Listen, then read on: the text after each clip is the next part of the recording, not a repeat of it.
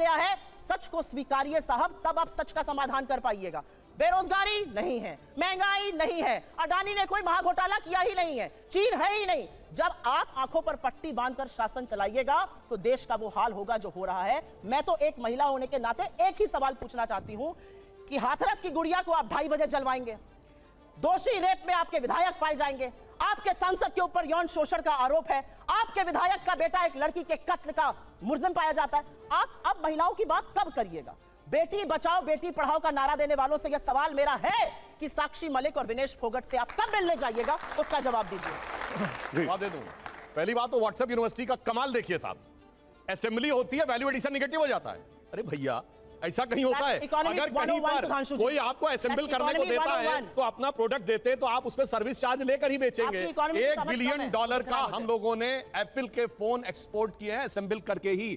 25% iPhone 14 Bharat में बने हैं। इसे कहते हैं व्हाट्सएप यूनिवर्सिटी या राहुल गांधी यूनिवर्सिटी, आप जो भी समझ लीजिए। अब दूसरी बात मैं कहना चाहता हूं, दूसरी, अरे भाई आपने हमने आतंकवाद की इतनी घटनाएं उत्तर से दक्षिण तक बता दी। अब दक्षिण कश्मीर के 4 जिलों में रह गया है, वो दिखाई नहीं पड़ा, उसके लिए इनको आंकड़े चाहिए। पर मैं कह सकता हूं हमारी सरकार के किसी नेता ने आतंकवादियों के लिए आंसू नहीं बहाए। हम ये कह सकते हैं हमारे किसी नेता ने आतंकवादियों के लिए पलक पावड़े नहीं बिछाए। संसद भवन पे हमला हुआ, जिन जाबाजों ने अपनी जान दे दी, उन्होंने, उनके परिवारों ने मेडल लौटा दिए। चूंकि अफजल गुरु को 7 साल तक सर्वोच्च न्यायालय से निर्णय होने के बाद फांसी नहीं दी रही थी, परंतु सोनिया जी की आंख में आंसू नहीं आए, बटाला हाउस के एनकाउंटर के आरोपियों के लिए आंसू आए।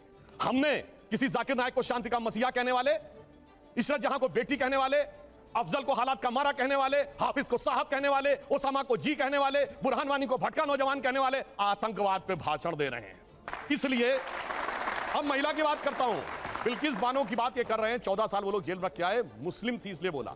इसी पश्चिमी उत्तर प्रदेश में एक मुस्लिम महिला थी इमराना, जिसके साथ उसके ससुर ने बलात्कार किया और मौलवी ने फतवा दे दिया कि बाद से वो अपने ससुर की पत्नी और पति की मां हो गई। और जलवाए जलाल से वो मौलवी साहब विद्यमान थे, चू नहीं बोला। ये इनका महिलाओं के प्रति सम्मान था।